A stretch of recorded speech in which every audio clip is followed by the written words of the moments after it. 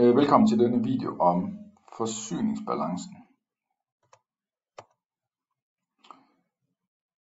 Yes, nu har vi hørt så meget om forsyningsbalancen, men hvad er det helt præcist, den viser? Så nu vil jeg i den her video gennemgå, hvad forsyningsbalancen er, og hvad man kan bruge den til. Og så i den næste video, der vil jeg så gennemgå, hvordan I skal forholde jer, når I i en skriftlig opgave får noget omkring forsyningsbalancen.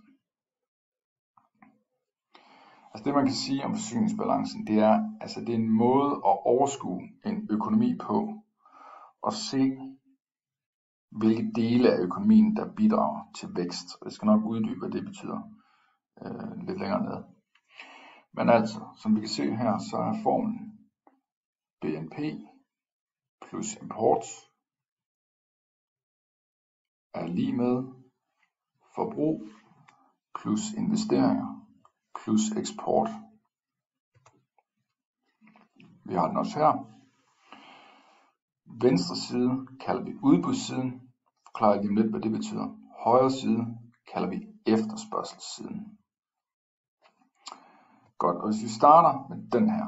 Her har vi forsyningsbalancen for Danmark i 2022. Okay. Og det giver egentlig meget god mening, hvis vi sådan skal beskrive udbudssiden. Hvis vi kigger til venstre, så det er alle de varer, der udbydes. Eller man kan også sige, det er alle de varer, der er til rådighed i et samfund. Jeg har prøvet at illustrere det her ved at tegne en kæmpe dynge af varer. I skal forestille jer, at vi tager alle varer, der er til rådighed, eller alle varer, der bliver udbudt i Danmark, og placerer dem i en stor dynge. Den største del, det har vi hernede. Det er BNP, det er alt det, vi selv producerer. Det er naturligt, det har vi til rådighed.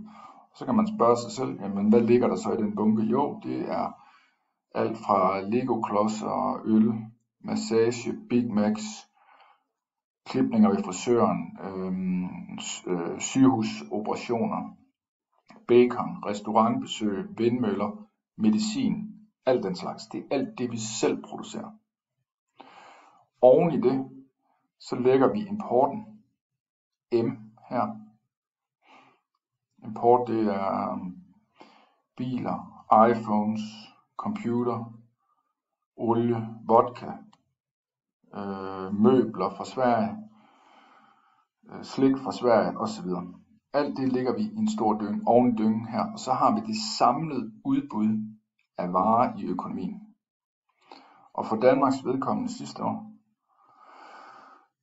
så kan vi se her, så producerede vi for 2.819 milliarder, og vi importerede for 1.603 milliarder. Så ved at lægge de to tal sammen, så er det alt det, vi har til rådighed. Okay. Hvad så med højre side? Jo, det kalder vi anvendelsessiden eller efterspørgselssiden. Og man kan så spørge, alle de varer, vi har til vores rådighed, så alle de varer, der er udbudt, som vi ser til venstre, hvordan anvendes de, eller hvem efterspørger sig de her varer? Og der skelner økonomer mellem 4 typer af efterspørgselskomponenter. Altså der er udlandet efterspørger vores varer. Det kalder vi X. Så har vi virksomhederne.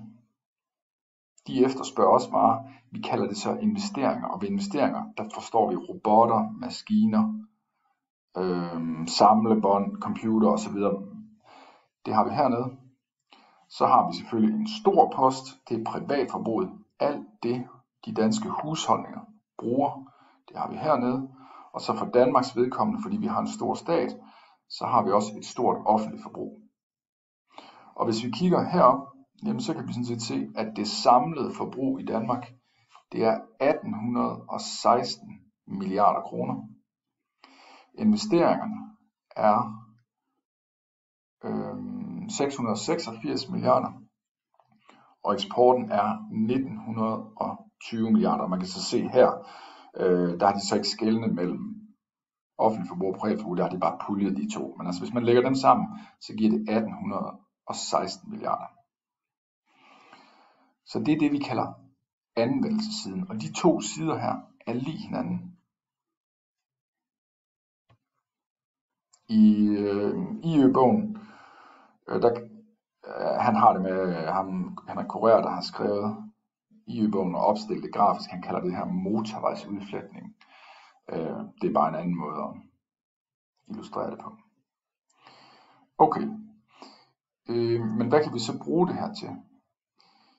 Jo, antag nu, at efterspørgslen stiger. Vi laver lige en tilføjelse her. Lad os sige, at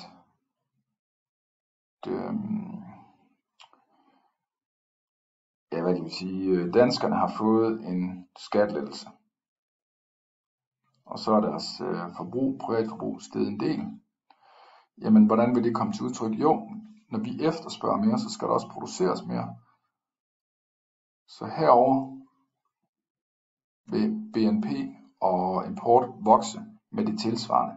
Noget af det vil vi producere selv, så det indgår hernede i BNP, og noget vil vi skulle importere, så M har det med at stige også. Og det giver jo sådan set meget god mening. Okay.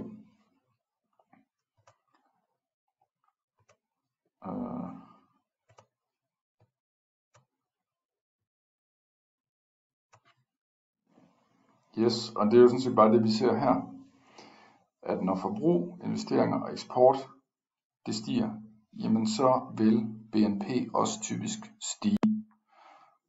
Og det er det, I skal bruge senere i forsyningsbalanceopgaverne. Altså hvis man bare er med på, at hvis forbrug stiger, investeringer stiger eller eksport stiger, jamen så har vores samlede produktion, BNP, det også med at stige. Yes, og en anden ting, man kan bruge det her til, det er også at se, hvor forskelligt landets økonomi er opbygget. Nu ser det her sådan her ud for Danmark, men hvis vi nu tog det her for USA for eksempel, så vil deres forsyningsbalance se helt anderledes ud. Den, der hedder C privat, vil fylde enormt meget herover. C offentligt vil fylde meget lidt, og faktisk vil eksporten også fylde meget lidt. Danmark er en økonomi, som eksporterer enormt meget. Vi importerer også meget, men vi eksporterer enormt meget. Så eksporten udgør rigtig meget af økonomien. Der vil det se helt anderledes ud i et land som USA. Et land som Kina for eksempel, jamen de vil også have der vil det også se helt anderledes ud. Fordi i Kina, der fylder sådan noget som investeringerne rigtig meget. Vi har jo talt om i det der ulandsforløb, altså den her catch-up fase, at lande de investerer meget i nye veje og maskiner og sådan noget for at indhente de rige lande. Og det er det Kina gør, så de investerer utrolig meget, og nogle gange så investerer de også forkert. I har sikkert hørt om de her spøgelsesbyer, der bare står tomme i Kina. Så man kan også bruge det til at se på, hvor forskellige landes økonomi er.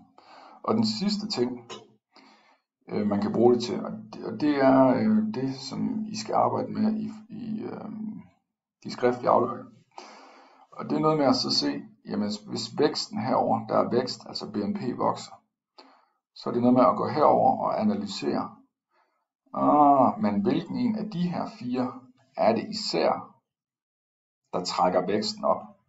Er det fordi vi eksporterer mere, eller er det fordi privatforbruget er steget? Det er noget af det, vi skal prøve at gennemgå i næste video.